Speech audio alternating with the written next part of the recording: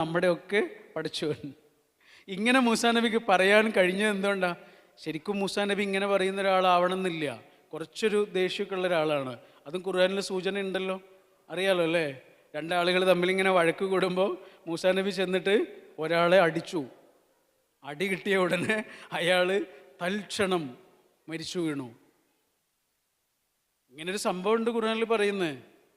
ആ മൂസാ നബിയാണ് പ്രാർത്ഥിച്ചത്, പഠിച്ചോനെ എൻ്റെ മനസ്സൊന്ന് വലുതാക്കി തരണേ. അപ്പം ആ പ്രാർത്ഥനയുടെ ഉള്ളിൽ കുറച്ചുകൂടെ ആഴമുണ്ട്. പെരുമാറ്റത്തിൽ ചിലപ്പോൾ ചില എടുത്തുചാട്ടങ്ങളോ പെട്ടെന്നുണ്ടാവുന്ന ദേഷ്യമോ മനുഷ്യ സഹജം ആകുന്ന കാര്യങ്ങളൊക്കെ ഉണ്ടായേക്കാം, നമുക്കറിയില്ല, പഠിച്ചോനെ അറിയുള്ളൂ, അള്ളാഹു ആയാലും. പക്ഷെ ഈ പ്രാർത്ഥന ഉണ്ടല്ലോ, ഇത് നമുക്കൊക്കെ ആവശ്യമുണ്ട്. അതുകൊണ്ടാണ് പറഞ്ഞ് ഒരുമയുടെ മുകളിൽ എഴുതി വെക്കണം, റബ്ബിഷ്റഹ്ലി സുദ്രി. സകല മനുഷ്യന്മാരെയും സ്വീകരിക്കാൻ അവരെങ്ങനെയാണോ അങ്ങനെ, എനിക്കനുസരിച്ച് മാറിയതിന് ശേഷമൊന്നുമല്ല, അത് ഭൂമിയിൽ നടക്കാനേ പോകുന്നില്ല. എല്ലാ മനുഷ്യർക്കിടയിലും വൈവിധ്യങ്ങൾ ഉണ്ടായിക്കൊണ്ടേയിരിക്കും. ഇത് പഠിച്ചവൻ പറഞ്ഞതാണ്, വലാ യസാലൂന മുഖ്തലിഫീൻ. നിങ്ങൾ ആലോചിച്ച് നോക്കൂ, കല്യാണത്തെക്കുറിച്ച് പറയുമ്പോൾ, വിവാഹത്തെക്കുറിച്ച് പറയുമ്പോൾ ഖുർആൻ രണ്ട് വാക്കുകളാണ് ഓർമ്മിപ്പിക്കുന്നത്. അറിയാമല്ലോ അല്ലേ? നമ്മളെല്ലാ നിക്കാഹുത്തുവിലും കേൾക്കുന്നതായിരിക്കും. രണ്ടാളുകൾ ജീവിതത്തിൽ ഒന്നിക്കുക. ആ ഒന്നിക്കുന്ന സമയത്ത് പടച്ചോൻ അവരെ ഓർമ്മിപ്പിക്കുന്ന രണ്ട് വാക്കുകൾ. എന്ത് രസമാണ് ആയത്തെന്നറിയോ? ഭയങ്കര ബ്യൂട്ടിഫുള്ളാണ്. ആദ്യം പറഞ്ഞത് എന്താണ്? വമിൻ ആയാത്തിഹി അൻ ഖലഖലക്കും മിൻ അൻഫുസിക്കും അസ്വാജ ലിതസ്കുനു ഇലൈഹ വജഅല ബൈനക്കും മവദ്ദത്തൻ വറഹ്മ. ഇത്രയേ ഉള്ളൂ, ചെറിയ ആയത്താ. ഇതിൽ തുടക്കം തന്നെ എന്താ പറയുന്നതെന്നറിയോ? മനുഷ്യന്മാരായ നിങ്ങൾക്ക് നാം ഇണകളെ സൃഷ്ടിച്ചു തന്നിരിക്കുന്നു എന്ന് പറയേണ്ടതിന് പകരം ഖുർആൻ പറഞ്ഞത് എന്താണെന്നറിയോ? മനുഷ്യന്മാരായ നിങ്ങൾക്ക് മനുഷ്യന്മാരിൽ നിന്നുള്ള ഇണകളെ സൃഷ്ടിച്ചു തന്നിരിക്കുന്നു. ശരിക്കും അങ്ങനെ പറയേണ്ട കാര്യമില്ല, നിങ്ങൾക്ക് ഇണകളെ തന്നിരിക്കുന്നു എന്ന് പറഞ്ഞാൽ മതി.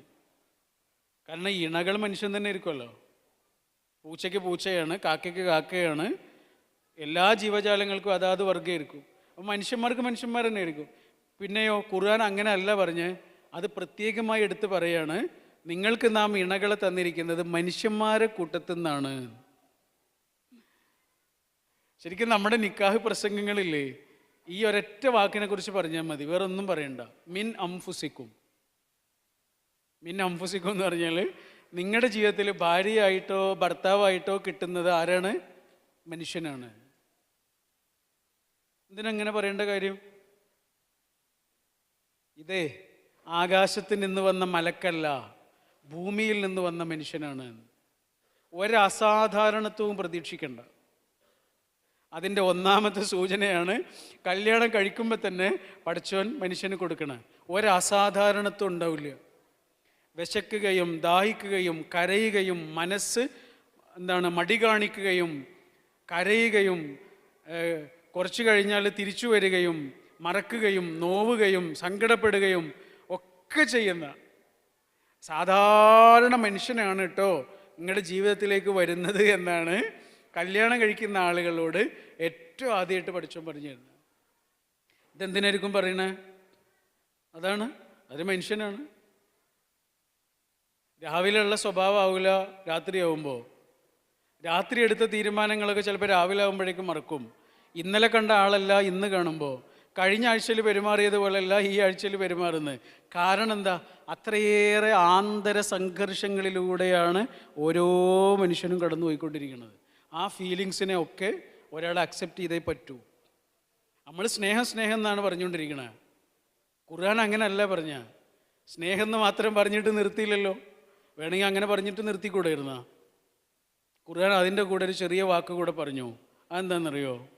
കല്യാണം കഴിച്ച് ജീവിക്കുന്ന ആളുകൾക്ക് അവർക്ക് തമ്മിൽ സ്നേഹം മാത്രം പോരാ. ഖുർആൻ സ്നേഹം മാത്രം പറഞ്ഞ് നിർത്തിയില്ല. പിന്നെയോ അതിൻ്റെ കൂടെ ഒരു ചെറിയ വാക്ക് കൂടെ പറഞ്ഞു. അതെന്താണെന്നറിയോ? റഹ്മത്ത്. വജഅല ബൈനക്കും മവദ്ദത്തൻ വറഹ്മ. എന്താ? നിങ്ങൾക്കിടയിൽ നിങ്ങൾക്കിടയിൽ നാം സ്നേഹവും കാരുണ്യവും ഉണ്ടാക്കി വച്ചിട്ടുണ്ട് എന്ന് പറയും. ഉണ്ടാക്കി വെച്ചിട്ടുണ്ട് എന്ന് പറഞ്ഞാൽ അത് ചെലവഴിക്കേണ്ടത് നമ്മളാ. പടച്ചോൻ ഉണ്ടാക്കി വെച്ചിട്ടുണ്ട്. ഉമ്മ ഭക്ഷണം ഉണ്ടാക്കി വെച്ചിട്ടുണ്ട് എന്ന് പറഞ്ഞാൽ കഴിക്കേണ്ടത് നമ്മളല്ലേ, അല്ലേ? അതേപോലെയാണ്. വജഅല ഉണ്ടാക്കി വെച്ചിട്ടുണ്ട്, ബൈനക്കും നിങ്ങളുടെ രണ്ടാളുടെയും ഇടയിൽ എന്ത്? സ്നേഹവും കാരുണ്യവും. ഇംഗ്ലീഷിലാണെങ്കിൽ പാഷനും കമ്പാഷനും.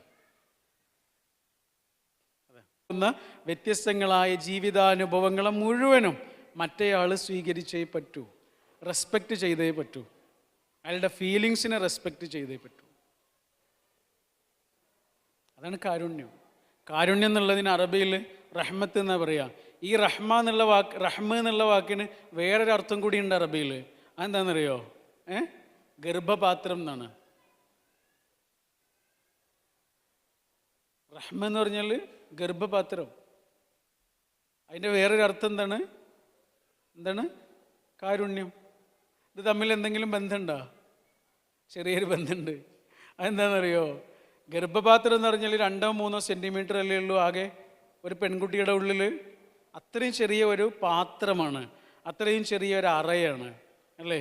ആ 2-3 സെൻറ്റിമീറ്ററുള്ള ആ ചെറിയ അറയാണ് 2-3 കിലോ ഉള്ള ഒരു കുട്ടിക്ക് വേണ്ടിയിട്ട് ഇങ്ങനെ സ്വയം വലുതാകുന്നത്.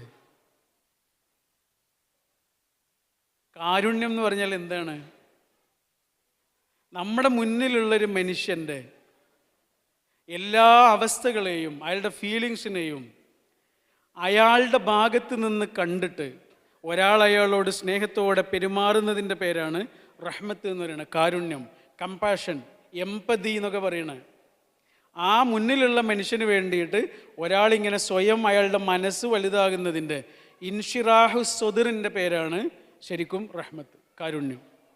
അതാണ് ഗർഭപാത്രവും കാരുണ്യവും തമ്മിലുള്ള ചെറിയൊരു ബന്ധം. ഒരാളിങ്ങനെ സ്വയം വലുതാവുകയാണ്. ഒരാൾ എത്ര സ്വയം ചെറുതാകുന്നുണ്ടോ അത്രയും അയാളുടെ ഉള്ളിൽ മറ്റുള്ളവരെ സ്വീകരിക്കാൻ കഴിയാത്ത വിധം അയാളുടെ ഉള്ള് ഇങ്ങനെ ഇടുങ്ങിക്കൊണ്ടിരിക്കും. പറഞ്ഞു വന്നത് ഇത്രയുമാണ്. ഒരുമ എന്ന നിങ്ങളുടെ ഈ സംഘം സമൂഹത്തിന് കൊടുക്കുന്ന ഏറ്റവും വലിയ മെസ്സേജ്, അല്ലെങ്കിൽ ഇനി വരാനിരിക്കുന്ന തലമുറകൾക്ക് നിങ്ങൾ കൊടുക്കുന്ന മെസ്സേജ് ഈ ഇൻഷിറാഹു സ്വദറിൻ്റെ മെസ്സേജ്.